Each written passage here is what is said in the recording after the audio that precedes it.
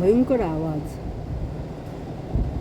বিকট আওয়াজে হচ্ছে, কারণ বড় বড় গাছ তো ঝাপটা খাচ্ছে। তবে এখানে কখনো আমি বাংলাদেশের মতো ঝড় হতে দেখিনি। বাংলাদেশের ঝড় অনেক ভয়ানক, ঝড় ও বাতাস থাকে, তারপরে বৃষ্টি হয়, বিদ্যুৎ চমকায়।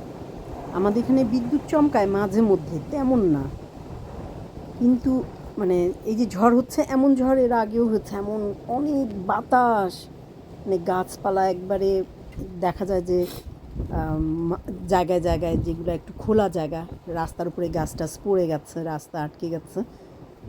কিন্তু মানে এমন না যে ঝড় বৃষ্টি বিদ্যুৎ চমকানো সব একসাথে হচ্ছে। বাংলাদেশে তো এগুলো সব একসাথে হতো, আর যখন হতো এত ভয়ঙ্কর হতো।